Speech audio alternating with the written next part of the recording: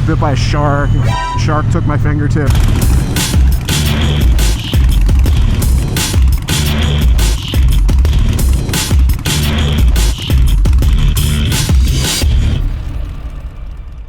Okay, that's the wrong hand. So, today's episode, I'm gonna go for a ride.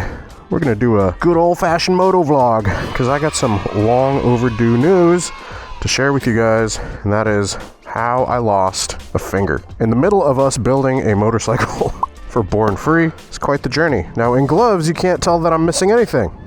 Isn't that awesome? It looks like I have normal hands. I've got all my phalanges. Let's go ahead, get on a bike, and we will ride and talk. Also, I need some thoughts and inputs from you guys, so let's get to it. Alright, so the bike that I'm riding in today's video, this is our current giveaway bike. It is a Harley-Davidson Softail Standard twin cam with the rare blonde cases here. We're basically building this one out and then giving it away. If you guys want to potentially win this motorcycle whenever we're done with it, head over to blockheadgiveaways.com, sign up, select a tier, and you guys are in. We're literally going to take this thing all the way down to frame, rebuild it, frame up. So, brand new bike by the time we're done with it. It's got 5,000 miles on it. Rides amazing. I'm a little concerned about the tires because they are original OEM tires. So, keep our fingers crossed on that one. Okay. Alright, let's do one of these fancy little transitions. Just this guy. Good, and...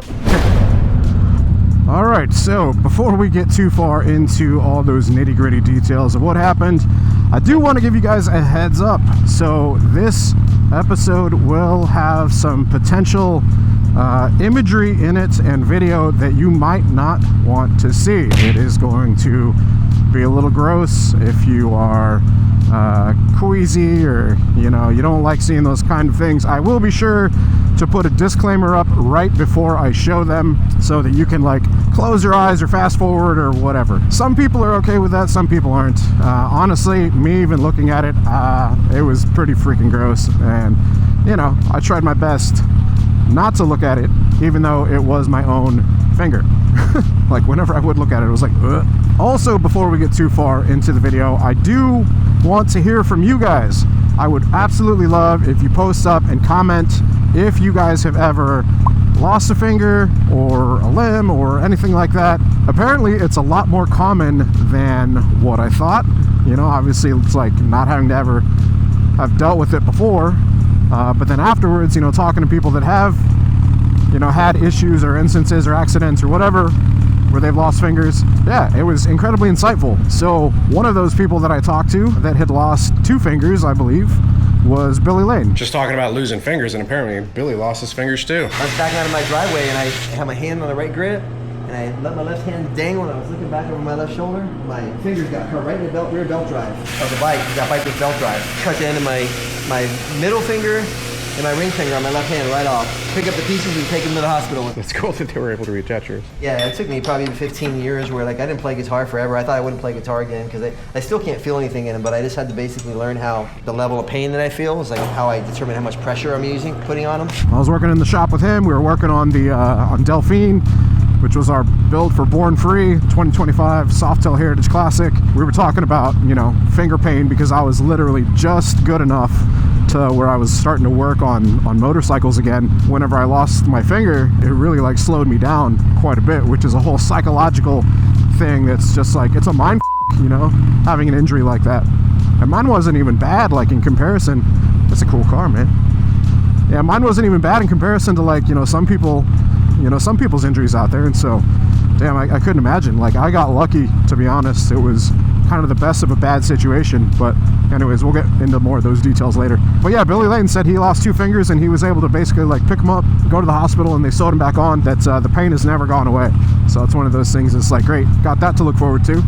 The pain in mine has never gone away, and it is this finger here, or this part of a finger. So yeah, the pain has never gone away. I don't expect that it'll basically get any better. So it's just kind of you got to live with it. It's a constant reminder of a very, very stupid mistake. Another person that I talked to that ended up losing a finger, I think it was 1 finger or 2, I can't remember, I think it was 1, but Crucy, so Ryan Crucy from Crucy Originals, he talked about losing a finger as well, chopped off the end of it, and he was able to go to the hospital also and have them reattach it. Talking about losing a finger. I still have it. Yeah, well, I took the end of this guy off in a gearhead in the sawmill, and it took my finger off and split, and I just had finger bone out, and they glued her back on, but I still got it. I just got a weird line around it. Does it hurt? No. When it's cold and stuff? No. Well, I don't got any feeling in it, actually. No feeling? No. But it was just a pinky tip. They don't count. Don't even want to know how I did this one, brother. Whoa! You didn't lose yours. It's right there. Yeah, I can put it back on.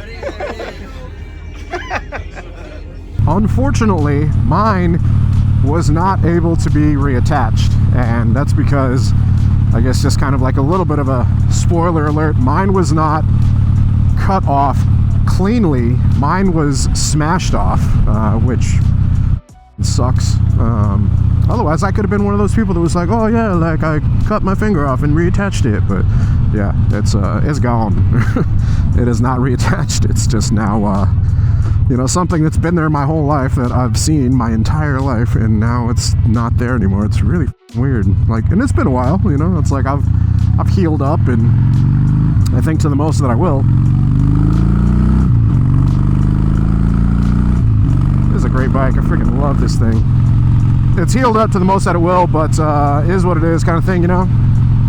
So, anyways, where did this whole journey start that led down to the path of losing my finger? Well, it started not with motorcycles. You would expect for it to be like a super cool story, like, oh, you're riding a motorcycle and something happened and blah blah blah. No, unfortunately not. It's kind of lame, to be honest.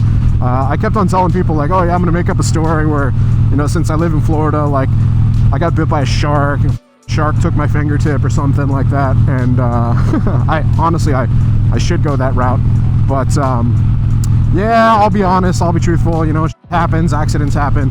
Apparently it's not just me that accidents happen to when it comes to this as well, but I'll share that with you guys as well. So, where did it all start? It all started with working on cars. So for those of you that don't know, working on motorcycles, I absolutely love it, but I also love working on cars. And I've worked on cars for a long time, since I was like 16 years old. You know, ever since I got my first car, I was underneath it, you know, learning how to do all sorts of stuff. I'm a tinkerer, you know, it's like I take things apart, put them back together, and if I'm taking them apart, I want to put them back together better, right? That's what got me interested in like working on motorcycles. Whenever I got one for the first time, I was like, damn, I'm like, you can do the same, you know, you can take them apart and modify them and rebuild them and all that stuff. And so that's kind of what got me going on the motorcycle route, because motorcycles are much easier to work on cars, which is great. So I pick up this project car, and I've shown this project car a couple times here and there on some videos, but I haven't really shown or revealed anything of it yet. But I guess just to let you guys know, I will give you a sneak peek into a future reveal if you're watching this video. I am currently rebuilding a C5 Z06 with an LS6, and I mean, we are completely rebuilding it. Basically, like, took the entire driveline out, engine, took it down to block, had it machined, you know, new pistons, new rods, new cam. We're setting it up with like a low cut intercooler for boost. Like, it's gonna be a ripper, just absolute monster. The C5 is an absolutely like legendary car. And what's funny is Crucy actually bought one at the same time I did. So I'm rebuilding this car, and one of the things in rebuilding the car, like I said, we dropped the entire driveline. So basically the transmission was going. To drop a transmission in a C5, you have to drop the entire rear subframe. So we had to drop the entire rear subframe. So essentially, since the transmission was messed up, I started asking around, and I was like, yo, I need to have this transmission rebuilt. And everybody was saying, it's like, it's not even worth it. Just go buy a performance transmission, because after parts and labor, you're going to be paying the same amount. And I was like, okay. So contacted this company, got a performance transmission set up, and that was the start of that slippery slope that they call scope creep, I think is what they call it. It's like the might as well. And so I was like, all right, well, I'm doing the transmission, and it's going to be able to handle, you know, 800 to 1,000 horse, so might as well beef up the diff. If I'm beefing up the diff, you know, and it's able to handle that power, then, you know, we might as well go ahead and kind of address some of the concerns of the engine, because the engine was leaking like a freaking sieve. Just fluids everywhere. I think there was one point I put it up on my lift, and there was 4 different color fluids, and I was like, oh my god, where's all this fluid come from? All these color fluids. And so I was like, all right, well, if I'm doing that, then I might as well do the torque tube. By the time I was done, I'm rebuilding the shit out of the C5 Z06, and it's just like one of those, okay, well, now it's like serious. We're really bringing it back from the state that it was.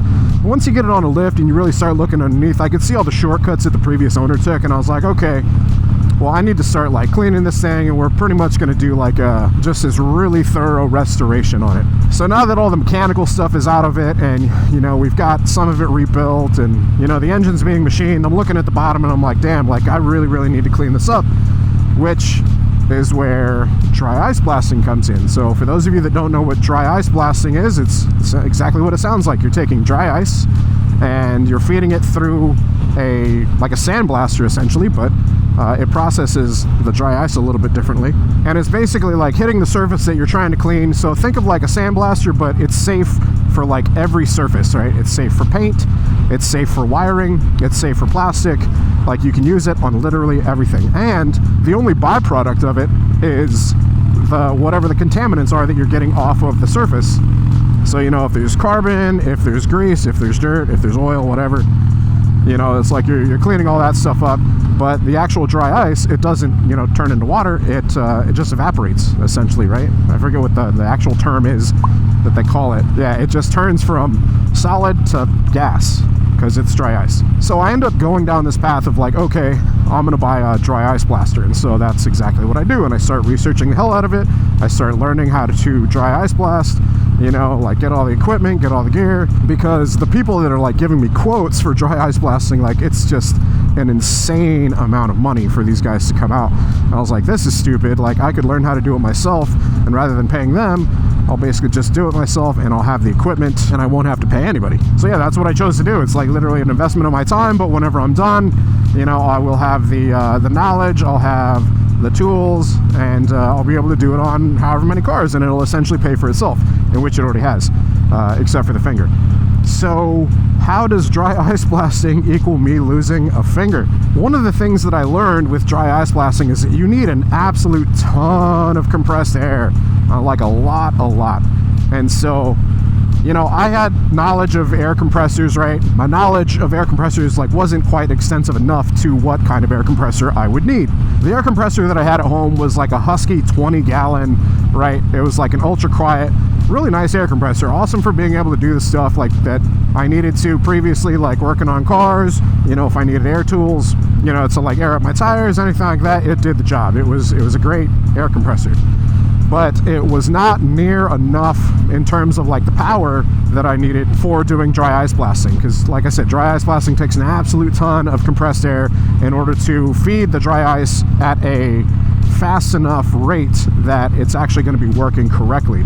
So I ended up getting some dry ice from this place, and I actually ended up buying it. It was too big, so that was a learning lesson. It's like, okay, I need pelletized dry ice, because there's all sorts of dry ice. I want to say there's like 5 or 6 different types that you can get. And so I needed like the little rice pellets, like pelletized dry ice. So that's what I ended up getting for the second round, which did much better. So basically in this, like you would think, okay, like you're getting into dry ice blasting, you know, dry ice is cold. Like you ended up, you know, hurting and damaging your finger with dry ice or something, right? Like I kind of alluded to. Smashed off, not frozen off. Oh, this is such a great bike. Freaking love this thing. So yeah, I tried using my smaller air compressor for a while, and it just really wasn't cutting it. Dry ice ends up like evaporating, and I'm like, well, damn, this is just kind of a waste. So luckily I didn't buy a huge batch then. I'm like, okay, like I need a good air compressor. Now that was the air compressor in my home garage. The air compressor at my shop was a 60-gallon, obviously much larger compressor, but it was still a single-stage air compressor, and I needed an air compressor that was like a 2-stage, right? So you've got 2 engines essentially going at the same time to compress this air, so it compresses much quicker, you know, you don't have as much downtime with it. So I started doing my research, and I'm like, okay, well, like air compressors, man, they can get freaking expensive. Alan and I actually end up talking, and we find a good deal on one at Tractor Supply. And it's on sale, and so I'm like, hell yeah. So I check my local Tractor Supply, and they've got one in stock. So I head down there, and I'm like, cool, I'll take it. So they bring it up to the front. It's on a pallet.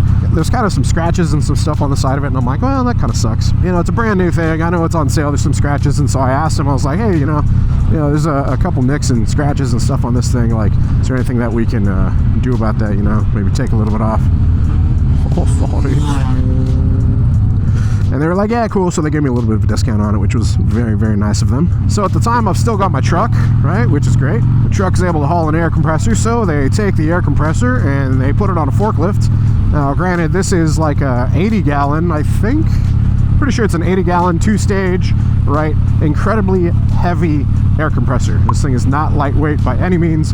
And for those of you that don't know, air compressors, most of their weight is on the top. So I end up, right, strapping it down into the back of the truck, heading home, and I'm like, hell yeah, I'm gonna get this thing offloaded, gonna get it all connected up. I'm gonna be able to like find some new dry ice and continue my dry ice blasting journey in rebuilding and restoring this C5Z06. We get it home and I'm like, okay, like how am I gonna do this? Like this thing's heavy as hell, like not a one-person job really, like I could probably use some help, but I think I can do this by myself based on the equipment that I have. So what I ended up doing was I have an engine hoist, right? And an engine hoist will lift like, I think the one that I have is 3 tons, right? So we're talking 6,000 pounds, which this air compressor isn't anywhere near that, right? So I put it on its lowest setting so it extends the arm all the way out, and I lift the engine hoist all the way up to be able to like put some straps around it to lift it out of the bed of my truck. And it's not tall enough. It's almost tall enough, but it's not quite tall enough. And so it's like, okay, well damn, now I have to figure this out. Well, if it's not on the pallet, it would probably reach, right? So I'm like, okay, I need to get it off the pallet. So I unbolt it from the pallet and I'm like, I'm just gonna grab it and I'm gonna walk it off the pallet because it's not that far. It's, you know, like maybe 3-4 inch pallet, and I'm gonna walk it off. Keep in mind, I'm doing this by myself, but on the way home, I'd actually like texted Wes and I was like, yo, would you mind helping me, you know, take this this new air compressor out of the back of the truck? And he said that he would, but he wasn't home. He was going to be home in like 20-30 minutes. Kind of crazy talking about this in such detail and like revisiting it because, yeah, man, it really f***ed me up, obviously. So yeah, I unbolt the air compressor from the pallet and I start basically walking it, right? So I've grabbed kind of the main harness around the top, and I'm walking it, and this thing is so heavy that I've actually got to kind of wrap my leg around it to kind of push it as I'm pushing with my hands. I'm also pushing with like one of my legs to like wander it.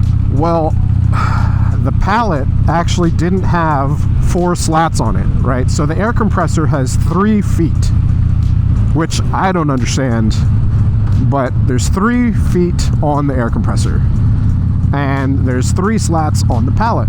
So I start walking the air compressor. Whenever I go to kind of set down one of the feet, it slips.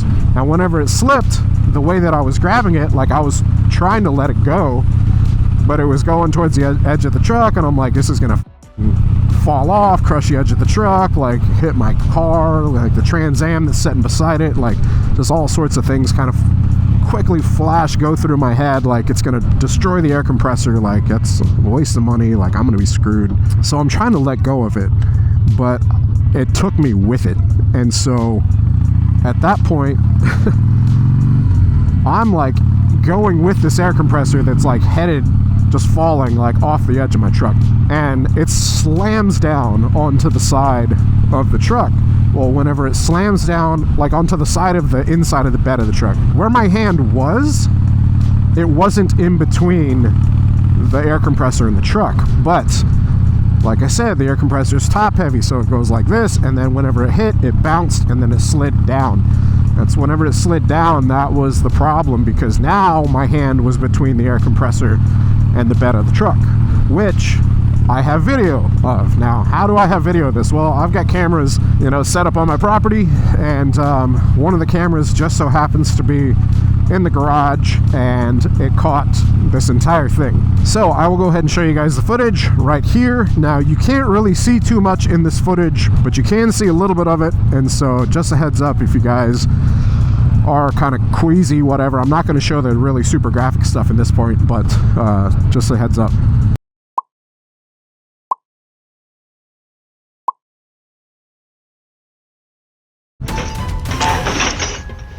Holy. Oh. Hey, can you guys do me a favor and call, Oh. Hello? Yes, this is the neighbor. Babe, I need you here right now. We gotta go do this. So yeah, the compressor ends up falling, and like whenever I pull my hand back, as you guys can see, you know, I was like, oh shit. And then once I realized, hey, my finger's gone, I was like, oh what's going through my head at that point is like, okay, this is not like a put a band-aid on it kind of thing. This is a go to the hospital wound, right? You know, I think as guys, and you guys do me a favor, post up down in the comments below, like, there's definitely times probably that you've hurt yourself and you've looked at it and you're like, should I go to the hospital? You're like, I know there's been times that I've done that, and I probably should have gone to the hospital, but I didn't. And, you know, it ended up being like a gnarly scar or something like that. But this was definitely one of those. I looked at it and I was like, do I need to go to the hospital for this?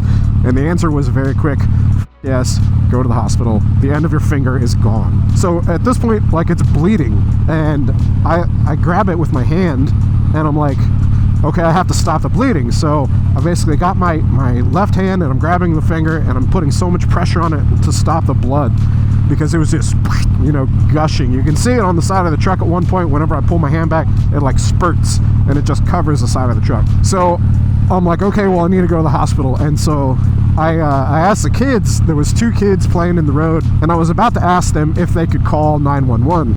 Hey, can you guys do me a favor and call, Well, if they call 911, they say it's an emergency, there's going to be an ambulance, and I'm like, ambulance is expensive. Like, I don't want to pay for an ambulance. So I'm like, I'm okay enough to, like, you know, get Amanda to drive me to the hospital. Now, keep in mind, we just had a baby. Our baby, Kirby, is a couple weeks old at this point, and her dad, so Amanda's dad, is actually on the way to our house, and he's driving from like 10 hours away to come visit us whenever this happens. And so obviously that's not the most convenient time. I don't think there's ever a convenient time to, you know, chop the end of your finger off. Also, I just picked up the bike that we were building for Born Free, so there's just a lot happening. Really, really terrible timing. Yeah, at this point I noticed that, like, okay, the end of my finger is not there anymore. I need to go to the hospital. So rather than asking the kids if they can call 911, I'm like, hey, can you call my wife? He grabs the phone out of my pocket, and this kid is awesome. Like, seriously, awesome points. No hesitation in helping me, like, whatsoever. He didn't get squeamish. Unlocks my phone. He calls Amanda. I'm standing right there, like, trying to keep my finger from bleeding. I'm like, hey, babe, like, you need to get home, like, right now. Like, we have to go to the hospital. And she's like, are you serious? I'm like, yes. Like, I need you home right now. We have to go to the hospital. And so she's like, okay. So she basically runs home. She's like walking with Kirby, our daughter, in the stroller in the community. So she's like running up the street. And at this point, I'm like, okay, I need to get my finger to stop bleeding. And so I go around the truck to see like what the damage is from the compressor. And I see my finger laying there on the rail of the bed of the truck. And I'm like, ugh. I'm like, okay, well, what do I use to stop my finger from bleeding? And so I go and I grab a zip tie, because naturally that seems like a good solution, right? It's a tourniquet, kind of. So yeah, I go and I grab this zip tie, but I can't let go of my finger in order to put the zip tie around it, because it'll bleed more. And so I go up to the kid. I'm like, man, I know this is gross to look at, but can you put this zip tie around it? no hesitation, puts it around my finger. And once he put it around my finger, I grabbed it, yanked it as tight as I could. It hurt, but it stopped the bleeding. I actually bled on his shirt a little bit. He was wearing a white shirt, and I was like, oh man, I'm so sorry I bled on your shirt. And he says, don't worry about it, it's just a shirt. And I'm like, wow, like for a kid that age to be so like helpful, it was amazing, really. So props to that kid's parents for raising him up to, I guess, not be squeamish. Maybe he's got a future in the medical field. Yeah, really appreciated his help. Helped me an absolute ton. So we end up going to the hospital. Now, I can't drive because I'm like on the edge of passing out. Amanda has to tend to Kirby, right? And the truck, which was like the most reliable vehicle that we have, it's got a compressor laying over on the side of it, so I can't drive that. And so luckily our neighbors across the street were out. So Carlos, big shout out. They basically like kind of heard all the commotion and came over, and I was like, hey man, would you be able to take me to the ER? And so yeah, he was like, hell yeah, like get in, we'll head straight there. So Amanda ends up going inside, and she grabs a bag of ice and brings the bag of ice out, and we take the end of my finger and we throw it into the bag of ice, because that's what they do in the movies, right? So we get into the car, drive to the ER. As soon as we walk in as soon as we walk in the ER, they're like, hey, how's it going? And I was like, not the best. My finger's in a bag. So, and they're like, oh, okay. So they like immediately get to work on basically like asking me my name, getting me booked in. They have me sit in a wheelchair because I was feeling dizzy, and they immediately like take me back. They're prepping a room for being able to help me out. The doctors and the nurses and stuff are like, did you use a zip tie as a tourniquet? And I'm like, yeah. And they're like, that is so good. That is so smart. Everybody really, really loved the fact that I used a zip tie as a tourniquet, which is exactly why we're dropping this t-shirt. Somebody was making fun of me later about using a zip tie as a tourniquet, and I was like, hey, don't make fun of the zip tie. Live and die by the zip tie. And I was like, damn, that's clever as And then I was like, we should make a t-shirt out of that. And so, hence, why we are dropping this t-shirt, the Live and Die by the Zip Tie t-shirt. If you guys want one, head over blockheadmoto.com, scoop one up. Amanda's dad ends up coming and meeting his granddaughter in the emergency room as I'm sitting there while they're operating on my finger, or lack of finger. Unfortunately, they were not able to reattach it because of, like I said, it got smashed off. It didn't just get cut off. So here's a picture. Sorry. Here's a picture of the x-ray, and you can see how it basically splintered the bone, or well, it was mangled pretty bad. It looked it looked gross. Funny story, while I was in the emergency room, I met a subscriber, so big shout out, got a picture with him here. That's the story of how I lost it, but man, that was like the beginning of a really, really difficult period. It's one of those things that, like I said, the timing of it was terrible, right? So like I wanted to be able to obviously like help out with, like, we've got this newborn, right? So I want to be able to change diapers, but like, okay, I'm a finger down and it hurts a lot. Like they've got me on all sorts of pain reliever and stuff for recovery. I'm very much a self-starter, so that was like a really, really just huge mind for me, and it put me in a really, really bad place. I noticed I started getting like irritable and upset easily, and you know, it was nobody's fault but my own. So it kind of, that was very, like, it gave me a lot of perspective, like in the psychology of having to deal with something like that, because you know, I've had injuries previously, but like nothing to that extent. And I gotta thank Amanda for having such patience with me. Like, she helped me change the bandages, and you know, whenever it like hurt a lot, like she was there for me, and you know, obviously like taking care of, you know, Kirby, and it would have been just absolute hell without her. So Amanda, thank you. I felt terrible. Like, I just felt so bad because, you know, I was down for a while, kind of in between, like having to like relearn to use my hand, because I hadn't used it for so long because I just had to keep it still, and it was like in this bandage, and so I couldn't use my right hand for the longest time, and it sucks because I'm right-handed. So you have to use your left hand for a bunch of stuff. You have to learn to use the left hand for a bunch of stuff. That sucked, man. It was just such like a really, really like psychological mind. Luckily, I still have the functionality. It didn't get chopped off quite low enough to where I lost the tendon that anchors into the bone, so I still can bend it. It's not just like, you know, a limp of a finger there. Still being able to use it, still having the functionality of it. Now, they were talking about like cutting it and reshaping it and like trimming the bone and stuff like that, but they said that if we do that, we do have the potential to lose the functionality of it.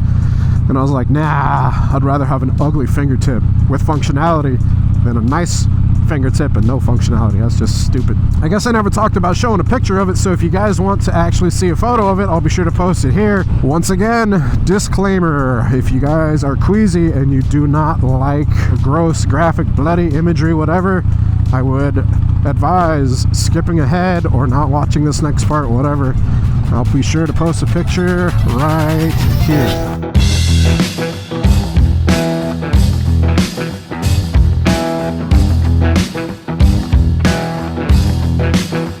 So you guys can see there's a little bit of bone sticking out of it. It's pretty mangled. It's pretty gross. But yeah, luckily they were able to, you know, sew it up pretty good. Unluckily though, yeah, weren't able to reattach the finger. Okay. Anyways, yeah, that's the story how I lost my freaking finger. So luckily not my entire finger. Guess if you guys want to see it, I can show it to you. Amanda says I can't give high fives anymore. So there you go. Part of the finger gone. Now it is weird because it is growing like a weird nail back, but I was talking to the doctor, obviously had many follow-up appointments for it, and they were like, yeah, we can basically cut that out, and then we have to burn the nail part because of the cells that are in the nail bed cause the nail to grow. If they were to do that, essentially they don't know if they get all of those cells. So they have to do it, and then they have to wait a couple months, and if there's any nail growing left, they have to do it again. And so it's like this back and forth of, are they going to get, you know, all the cells or not? And so I'm like, you know what, we'll just leave it as is for now, and we'll see how it does. But if that nail starts growing like weird or like back into the skin or hurting, yeah, we basically would do away with it. So I think the hardest part of it, honestly, was dealing with the mental part of not being able to do stuff on my own, like myself, because like I said, I've been such a self-starter for so long, and I haven't really been reliant on anybody else, that there was a long time there that I had to be reliant on other people and ask for help. That kind of really taught me a lot, and it really like shows you the people that are really, really there for you. So life lessons in losing a finger. Pretty crazy. Honestly, the best of a bad situation, had the compressor fallen like towards me, it would have pinned me between it and the truck, which could have resulted in, you know, a much more significant injury. Like if that thing had fallen, like pinned me against the truck, nobody was there to like really help that could have like gotten that thing off. So it could have been much, much worse. It did hit, I think, kind of like at this angle. Entire back of my hand, like here, was bruised, but then my pinky was super swollen, and I couldn't really bend my pinky for a long time. I think whenever it hit, you can see it kind of like bounces and then slides, and so I think like this part of my hand and my pinky got it, and then obviously that part of the fingertip just right off. So I could have lost more, you know, like I said, got lucky it didn't smash like my hand, because up here would have been so much worse. You know, it could have been multiple fingers. The fact that it was just the fingertip there. The humor in all of it, I forgot to tell you guys that part. Got to share with you the fact that the compressor, the brand, it's called Ingersoll Rand. Now, whenever it happened, I like finding humor in situations like this, and we ended up renaming the compressor to Fingers Off Hand. So if you take the Ingersoll and you make the I an F, it says Fingers All, right? But then we took the two L's and we put them as F's, so it's Fingers Off. And then Rand, we changed the R to an H, so it's Fingers Off Hand. Should make that into a t-shirt too. Whenever I was at Billy Lane's shop, apparently one of the guys there, not that works with Billy, but just like a friend, works with the people at Ingersoll Rand, and so he took a picture of my finger and sent it to them. And I was like, hey, tell them if they want to work together, I'd be more than willing. I've already paid a finger. Or part of a finger. I don't think they thought that was funny, because I never really heard anything from them. But they make some good equipment. That compressor's been awesome. I did kind of find a couple things about people unloading it and it hurting them. So there was a couple of posts and stuff regarding like feedback on that. And so I thought that was kind of interesting. Maybe a bit of a design flaw there. Honestly, end of the day, it was, I just should have waited for help and approached it. I thought I was approaching it like in a smart way, but it was not. I just didn't foresee that happening, you know, total accident. So there you go. That's the story of how I lost part of my finger, how I can no longer give high fives. It's funny because Amanda says she makes the Harry Potter joke, like 9 3/4. So since I don't have the end of the finger anymore, it's like I've got 9 3/4. No more high fives with my right hand, only high 4 3/4.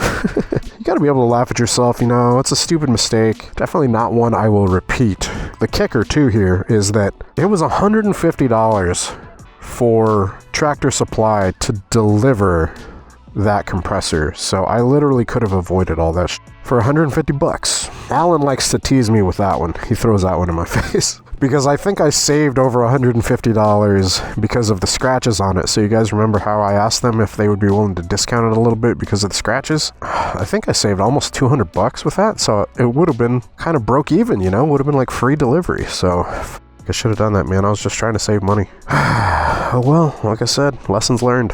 Anyways, that's the story of how I lost my finger. If you guys have any similar stories, I would love to hear about them. Hopefully you got lucky and they were able to reattach, but I'm unlucky and unfortunately they were not able to reattach. I have figured out a couple things that I can no longer do because of that. Typing is probably the biggest bitch. Like I've had to relearn to type because using that fingertip. I basically can't really use that fingertip anymore, so I've like had to relearn to type with my right hand. Eating popcorn, you don't realize you eat popcorn like with your fingertips, right? When you go to grab into like a bag of popcorn or something. And so now that there's no fingertip there, there's like a hole right in my claw. And so popcorn falls out right there, so I'm not able to get like a full scoop of popcorn. Chopsticks, use that finger kind of for leverage, so I've had to relearn how to use chopsticks. And there's a couple other little things here and there, but yeah, overall, it's not too bad. Honestly, it's just a constant reminder of a very, very stupid mistake. But we found the humor in it. Hope you guys enjoyed the vlog. Hope it was entertaining. If you guys did enjoy it, do me a favor, leave a like. Lets YouTube know that I'm doing a good job. If you guys aren't subscribed, you want to see future videos, hit that subscribe button, hit the bell icon also so it sends you notifications of future uploads and activity. So next time, ride safe out there, stay vigilant. Catch you guys in the next one. Peace.